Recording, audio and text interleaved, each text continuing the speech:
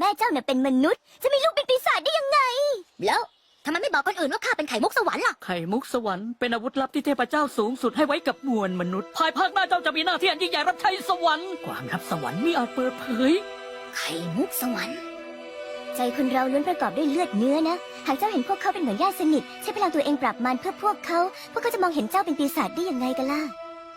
ปอตั้งแม่เป็นก้นเตมีลูกเป็นผีมิกษาไรจังหือพวกนั้นเป็นช่างอำนาจในเปิ้นว่าข้าเป็นแสงไข่มุกเมืองผีแหละ เสียงไข่มุกเมืองผีในเป็นเครื่องยิบแก้แขนและความลับอันคุณผีเขาไว้ปั่นกวนวันเมื่อนาเมื่อเดมีบุญพรยิ่งใหญ่ต่อเมืองผีในเป็นความลับเมืองผีแหลมลาดเพอไลแสงไข่มุกเมืองผีเจอก้นเฮาในก็เป็นตัวมีเนื้อมีเลือดก้อยพอลูกต้วยเขาเป็นหนังปีหนังน่องเจอตั้งแก่แขนเจ้าเก่าจ้อยแถมเจอเขาเตให้ถือต้วยหันลูกเป็นผีมิกษาลา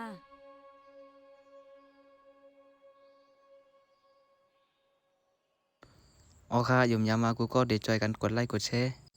ปันช่องเขาจะอยู่อันแหลเนี่ยอยู่ค่ะเนาะสังเจว่าไปเลยติดตามช่องเขาตั้ง Facebook มันไหนจึงเขาเดี๋ยวลิงก์มันว่างไว้ที่ไปใต้คอมเมนต์ได้นะคะเนาะกูก็ไม่สูงตั้งเสียงค่ะเนาะให้อยู่ดีกินวันมีเงินมีค่าพันกูก็กูคุ้นค่ะ